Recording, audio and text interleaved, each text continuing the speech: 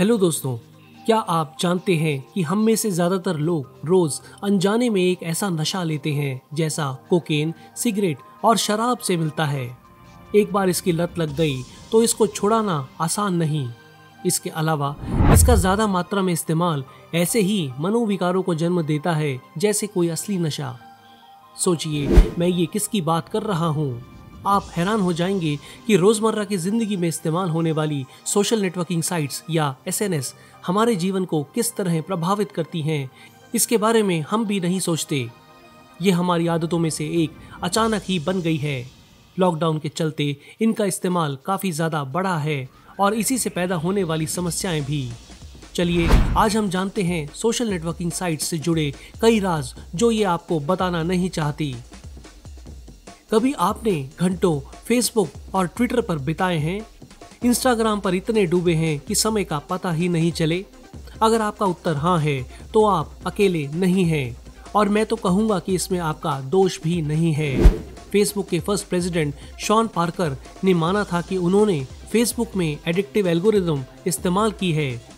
Facebook बनाते हुए मंशा ये थी कि किसी तरह से यूजर का ज्यादा से ज्यादा समय और ध्यान इसमें ही लगा रहे। सिर्फ फेसबुक ही नहीं, ये एसएनएस कंपनीज एक खास तरह के लोगों को हायर करती हैं जिन्हें अटेंशन इंजीनियर्स कहा जाता है। ये लोग ऐसे आइडियाज लेकर आते हैं जो कि लास वेगास के कैसीनोज में गैम्बलिंग में भी इस्तेमाल होते हैं। इनका एक ही काम होता है, बस आपको किसी तरह से बांधे रखें। आप इन पर हर तरह से निर्भर हो जाएं। गूगल के एक पूर्व एम्प्लॉय जेम्स विलियम्स ने अपनी बुक में लिखा है कि किस तरह ये कंपनीज हमारी अटेंशन को अपनी तरफ बनाए रखती हैं। उनका ये कहना है कि अपनी तरफ ध्यान खींचना ही समस्या नहीं है, पर हम अपनी अटेंशन उन कामों में नहीं लगा पाते जो हम खुद करना चाहते हैं। जैसे आप अगर एक बुक पढ़ रहे हो और फेसबुक का आपके फ़ोन पर नोटिफिकेशन आ जाए, आप उसी समय अपना फ़ोन उठा लेंगे। कम से कम ध्यान तो भटकेगा ही। उनके अनुसार अपनी ज़िंदगी में हम गिनी चुनी चीज़ों को अटेंशन दे पाते हैं और ये हर इंसान के पास सीमित होती है। एसएनएस कंपनीज हमारी उस अटेंशन को चुरा लेती हैं और ये आर्टिफिशियल इंटेलिजेंस की मदद से आपकी पसंद समझ लेती हैं और आपको दिखने वाले कंटेंट में बदलाव लाती रहती हैं।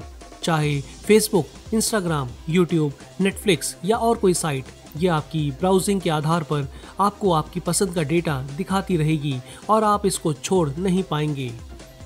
यही नहीं, आपकी पसंद और नापसंद आपके अन्य डेटा जैसे मोबाइल नंबर, आपकी उम्र, आपकी लोकेशन आदि से मिलाकर बेच दी जाती है, जिससे आपको इन साइट्स पर जो ऐड दिखेंगी वो खास आपके लिए ही होंगी। आप कहेंगे कि ये तो अच्छी ही बात है, पर ध्यान रखिए, ये आपको बांधे भी रखेगी। और जरा रुकिए, मैंने अभी तक इस लत के नुकसान की बात ही नहीं की है। एसएनएस हमारे दिमाग को कैसे इम्पैक्ट करती है? हार्वर्ड यूनिवर्सिटी की एक रिसर्च के हिसाब से आप अगर अपने बारे में कोई भी जानकारी, फोटो आदि सोशल मीडिया पर शेयर करते हैं तो आपके दिमाग के जो हिस्से सक्रिय होते हैं वही हिस्से अगर आप ड्रग्स लें तब भी वैसे ही सक्रिय होंगे। अगर हम कोई फोटो फेसबुक या इंस्टाग्राम पर शेयर करते हैं तो इसको मिले लाइक या कमेंट के नोटिफिकेशन से हमारे दिमाग में डोपामाइन नाम का केमिकल पैदा होता है। दिमाग इसको उस हिस्से में भेज देता है जो हमें खुद की सफलता का एहसास कराता है। ये डोपामाइन किसी ड्रग को लेने से भी पैदा होता है। हमें इसकी वजह से तुरंत खुशी का एहसास होता है और हम ये बार बार करते हैं, कई तो इतना कि ये लत ही बन जाता है। ये पागलपन तक भी जा सकता है। अपनी खुद की इमेज कई लोग अपनी फोटोज पर मिले लाइक्स और कमेंट से सीधा जोड़कर देखते हैं। अगर किसी की फोटोज पर ज्यादा लाइक ना हो तो डिप्रेशन में जाने के केसेस भी देखे गए हैं। इसके अलावा सोशल मीडिया प्लेटफॉर्म जैसे फेसबुक, इंस्टाग्राम आदि पर ज्यादातर लोग जो पोस्ट डालते हैं उसमें खुद की जिंदगी की उपलब्धियां और अपने बारे में दिखावे भरी बातें होती है जो असल जिंदगी में उतनी सच शायद ना हो। अपनी खुद की जॉब के बारे में, अपने खुद के बारे में लोग बढ़ा चढ़ा कर बताते हैं। खुद की फोटोज भी छांट कर ही लगाई जाती हैं, जबकि असली जिंदगी में चाहे लोग अलग दिखें। पति अपनी पत्नी या पत्नी अपने पति से कितना प्यार करता है, ये पोस्ट फेसबुक पर ना जाने क्यों शेयर की जाती है। ये सोशल मीडिया की दुनिया इतनी नकली है, पर इसको अगर कोई देखे तो ऐसा सोच सकता है कि दुनिया में खुद के अलावा सारे लोग सफल हैं, खुश हैं। किसी के पास अच्छी जॉब है, किसी के पास इतना प्यार करने वाली पत्नी या पति, किसी के पास खूबसूरत और बड़ा घर है। दुनिया में सभी बहुत ही खुश और संतुष्ट हैं। इससे लोग खुद से और अपने जीवन साथी से उम्मीदें बढ़ा लेते हैं और कहने की जरूरत नहीं, ये मृग तृष्णा हमेशा ही निराश करती है। सोशल मीडिया और अकेलापन। अनेकों रिसर्च में ये पाया गया कि सोशल मीडिया का इस्तेमाल दिमागी सेहत को खराब और खुद के बारे में निराशा को बढ़ाता है। इससे अकेलापन बहुत बढ़ जाता है। इंस्टाग्राम, फेसबुक पर लोग अपनी सेल्फ इमेज को बनाते हैं, एक ऐसा जीवन देखने और दिखाने की कोशिश करते हैं जो असल में है ही नहीं। सोशल मीडिया लोगों में अनिद्रा, तनाव, डिप्रेशन जैसी समस्याएं तो पैदा करता ही है, आत्महत्या करने की तरफ भी धकेल सकता है। इसमें एक और चीज काम करती है जिसे scientists fear of missing out या फोमो कहते हैं। अगर आपको किसी सोशल इवेंट की फोटोज दिखें जिसमें आप किसी वजह से शामिल नहीं हो पाए या आपको बुलाया नहीं गया, ये डर मन में बैठ सकता है कि लोगों ने हमें पूछना या याद करना कहीं बंद तो नहीं कर दिया। ये बहुत सी कुंठाओं को बढ़ावा दे सकता है। ये भी पाया गया कि कोई जितना भी अकेला होगा उतना ही ज़्यादा वो सोशल मीडिया पर एक्टिव दिखेगा। मैं यहाँ ये भी बताना चाहता हूँ कि फीमेल्स मेल्स के मुकाबले फेसबुक और इंस्टाग्राम पर कहीं ज़्यादा एक्टिव रहती हैं। ऐसा कई स्टडीज़ में पाया गया है। एक और बात, यूके की royal society for public health यानी RSPH ने एक रिसर्च की जिसमें उन्होंने इंस्टाग्राम, फेसबुक, स्नैपचैट, यूट्यूब और ट्विटर जैसी साइट्स से दिमाग पर पड़ने वाले नुकसान को स्टडी किया।